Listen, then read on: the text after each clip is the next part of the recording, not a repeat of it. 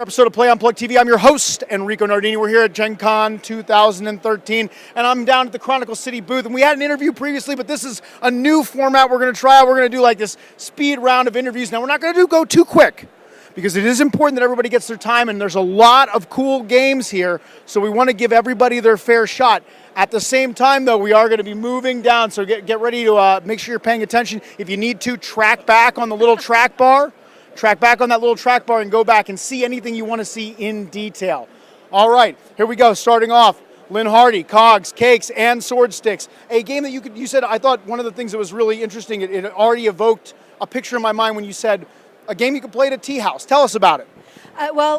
My background is tabletop and live, but we do a lot of steampunk conventions in England, and there's an awful lot of people who enjoy the cosplay, would like to get into tabletop role-playing, but don't know how. So with that in mind, we designed a nice, simple system that you can play in your favourite tea shop with nothing more than a napkin for your character sheet and a sugar cube for your six-sided die, as long as you've put the little dots on it. We have extensively play-tested it on everyone's behalf in an actual English tea shop, so we can actually make that claim. The things we do for gaming, it was so hard eating all that cake.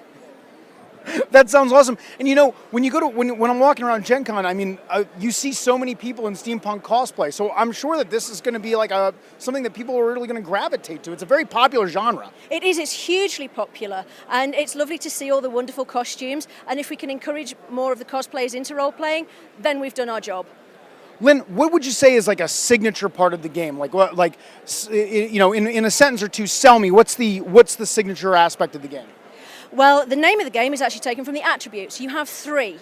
Your cogs is your technical thinky skills, your cakes is your social skills, and your swordsticks is your physical or your fighty skills. There is one table, and that table does everything. So it's fast, it's simple, it's pulp, it's big, it's weighted in the character's favour so that they can succeed. Every now and again they're going to fail, but they're going to fail spectacularly, and that's the whole point of it. Fast, fun, do with it what you want, make of it what you will, and you will make the designers very, very happy indeed. Lynn, it sounds awesome. Now, if people want to find out more information, where should they go? They should go to www.modifius.com/cogs, cakes, and swordsticks. Awesome. Thank you so much. Thank you very much. Stephen, how do you do? I'm doing very well, thank you. All right, Stephen Russell, what are we talking about? We are talking today about the Demolished Ones. Demolished Ones is best way to describe it, I hand you your character sheet, you don't come with a character concept, you don't even put a name on your character sheet, and you start play with a blank character sheet. All the characters wake up in a room, they don't know how they got there, they don't know where they are, they have amnesia, and there's a dead body in the room, and you start play. That sounds awesome. So, does actually going through the play aspects, is that where things start to be added to the character sheet? You start play, and I look at you and I say, what is the most compelling physical trait about the character next to you? And you'd say that he has a scar that runs all along the side of his face and his eye and everything, and that player writes that down on his character sheet as his aspect for fate. And you do the same with a personality trait to the left side of you. And you do yourself, you pick a small little object that you have, like a pocket watch, and you write that on your character sheet.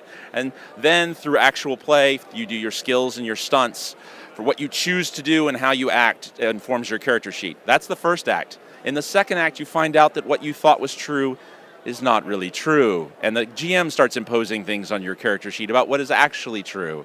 And then you get to the third act and you have a section what we call tuning.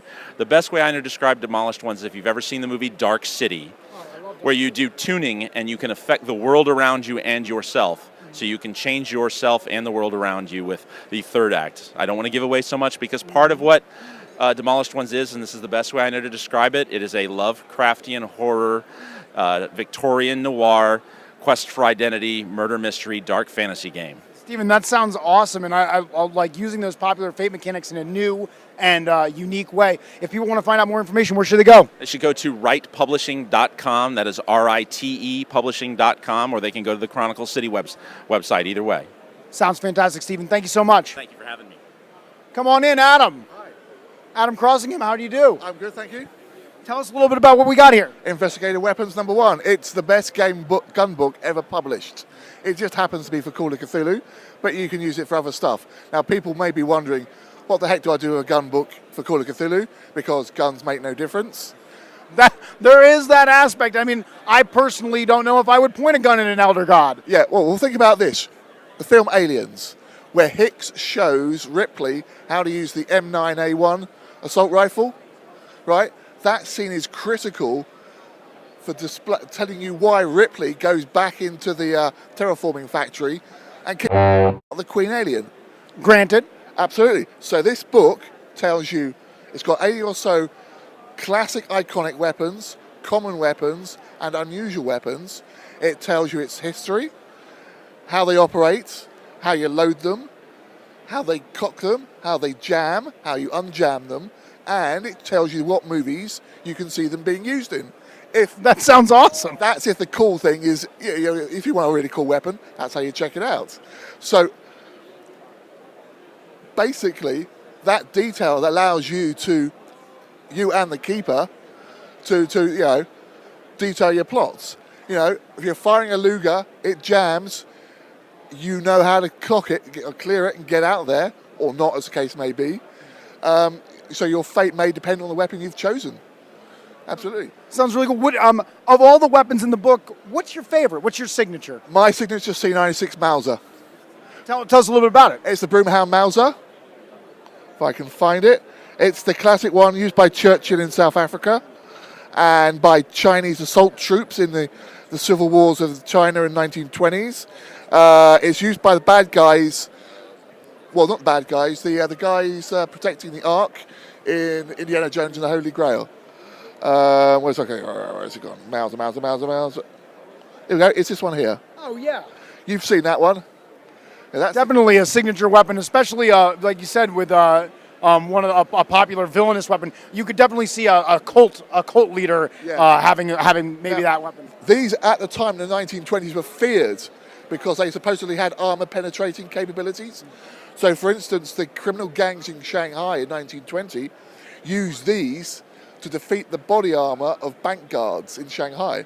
So, and that's the sort of thing this book can tell you. That's awesome. Now, Adam, where should people go if they want to find out more? Well, you can check out Chronicle City website. You can actually purchase a copy there. You can check out 60 Stone's website, which is www.60stonepress.co.uk. We're also on Drive-Thru RPG, if you want to check us out there.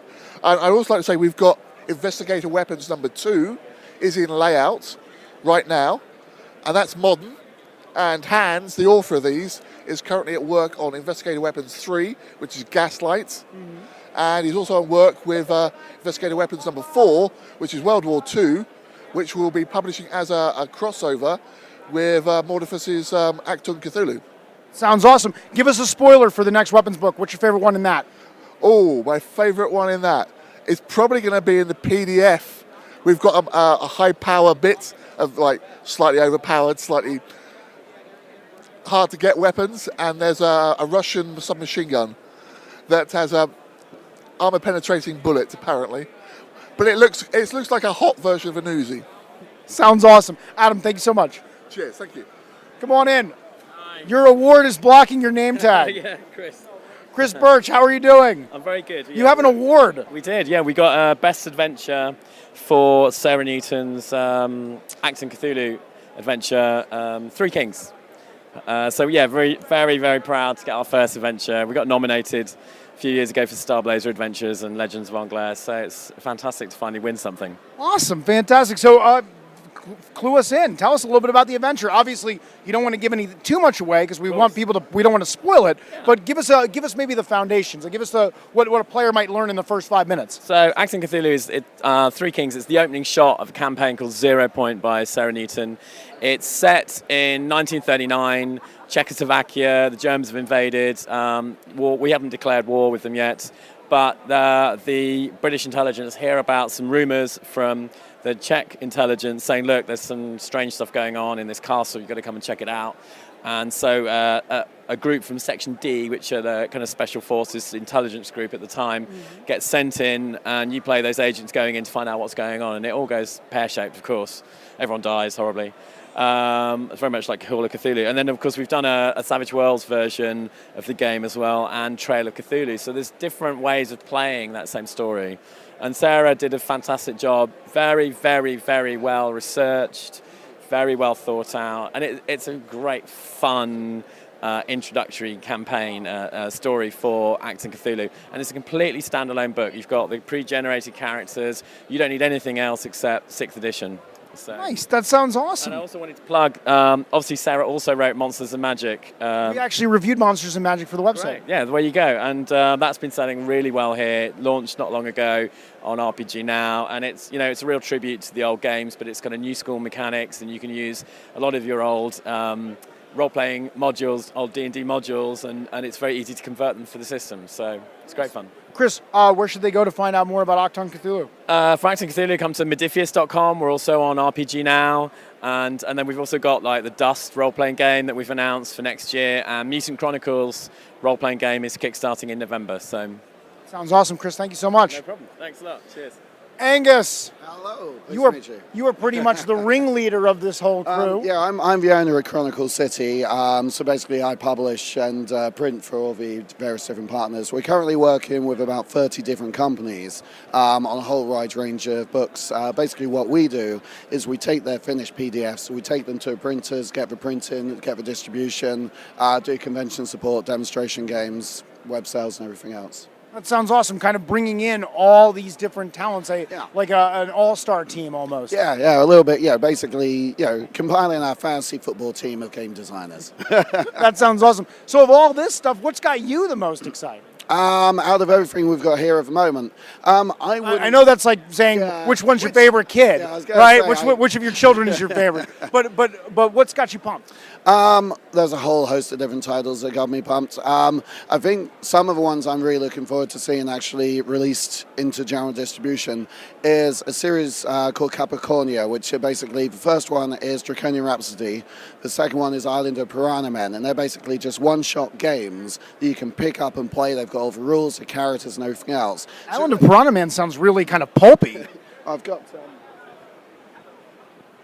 there you go. That's Island of Piranha Men and Draconian Rhapsody. And basically, they are ideal for people who may never have role-played before, because you can just pick up and play it straight away. It'll take about 3 to 4 hours to play. And also those people who want to have a role-play game experience in the evening, but maybe hadn't prepared anything. So it is a very, very easy, quick play. They're both originally released in Germany, and there's a series of about 4 of them available there at the moment. So we're translating them over and publishing them in connection with Ulysses, which is one of the publishers over there. What a unique idea. That sounds really cool. Like what kind of mechanics and things like that? Because I imagine with a game with that kind of with the goal being like we need to get these guys going, like the mechanics are going to have to be a little bit simplified. So how are they going to do it? It is very, very simplified mechanics. I have not actually played them myself as yet. Sorry, I didn't mean to put you on the spot like that. I've sat in on games and seen them play, because at UK Games Expo early in the summer we had demonstration games because the author came over from Germany and basically was running games, and everyone was having a great time. One of the other things we're doing, especially for demonstrations through retail stores, is we have character badges made for each of the characters you can play. So basically all the players have a badge, so you can see the character portrait and their name, which makes it a lot easier in a demonstration game, because obviously I can look at you and you're like, you're playing the wizard, you're playing the elf, or such like. That's kind of cool. Is that kind of who's featured on the front of those PCs? There's 8 characters in each book, and I don't know how well you can see them, but basically those are some of the characters within the actual book. What a really cool idea. That's fantastic. And so, Angus, where would you send everybody?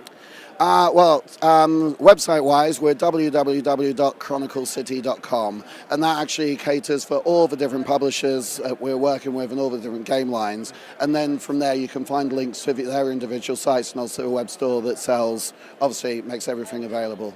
That sounds awesome. We're also on the internet. Check out playunplugged.com. Like us on Facebook. Follow us on Twitter. Make sure you leave a comment below, because we love that stuff, and we'll see you next